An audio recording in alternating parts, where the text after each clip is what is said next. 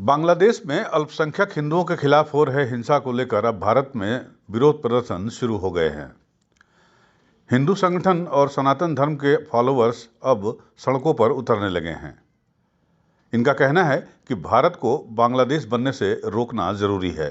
सनातनियों को धर्म जाति छोड़ एक होने पर भी बल देने पर जोर दिया गया। आपको बता दें, झांसी में सनातन सांस्कृतिक संघ द्वारा आयोजित सनातन एकता यात्रा चौथे दिन झांसी पहुंची थी। यात्रा ललितपुर से शुरू होकर मध्य प्रदेश के टीकमगढ़, छतरपुर, महोबा, मौरानीपुर होते हुए झांसी पहुंची थी।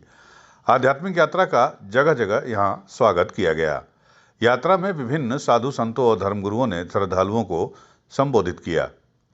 आज यात्रा झांसी पहुंची थी, जहां कार्यक्रम के बारे में बताते हुए सनातन सांस्कृतिक संघ की अध्यक्ष हरिप्रिया भार्गव ने पत्रकार वार्ता का आयोजन करके बताया कि हमारा धर्म हमें न केवल मानवता की सेवा सिखाता है, बल्कि आत्मिक शांति और सामाजिक एकता का मार्ग भी दिखाता है। आइए हम सब मिलकर सनातन धर्म की इस परंपरा को और आगे बढ़ाएं।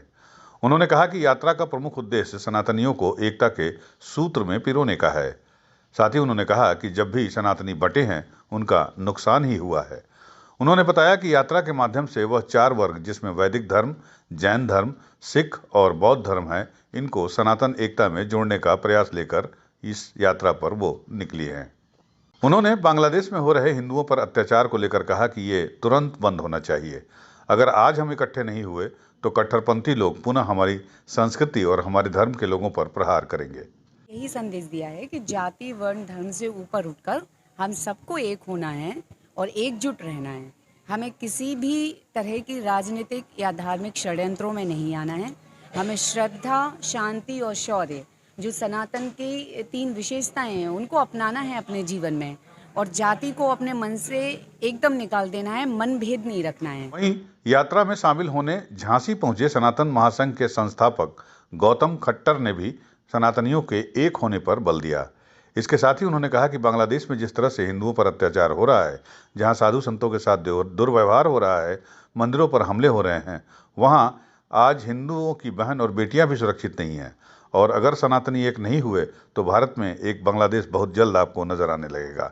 इसलिए सनातनियों का एक होना बहुत जरूरी है। देखिए, झांसी एक ऐतिहासिक स्थल है और यहाँ झांसी की रानी के नाम से एक वीरांगना हमारी प्रसिद्ध हुई। वर्तमान में इस देश में जातिवाद के संदर्भ में पूज्य धीरेन्द्र कृष्ण शास्त्री जी ने भी एक यात्रा निकाली थी और अभी एक यात्रा हरिप्रिया जी ने निकाली है।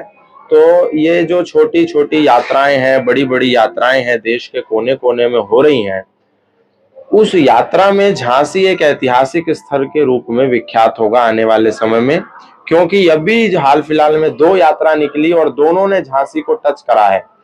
तो ये जात पात, छुआछूत, ऊंच नीच, भेदभाव, इसको मिटाने की यात्रा के संदर्भ में यहाँ पर आना हुआ था।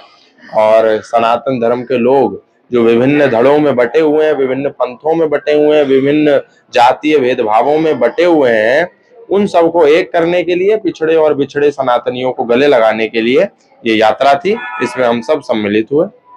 वहीं इस कार्यक्रम में फिल्मी दुनिया के जाने माने अंग्रेजों के जमाने के जेलर के अभिनेता और मशहूर एक्टर असरानी और नवीन बाबा भी शामिल हुए। यूपी न्यूज़ 9 के लिए झांसी से विवेक राजौरिया की रिपोर्ट।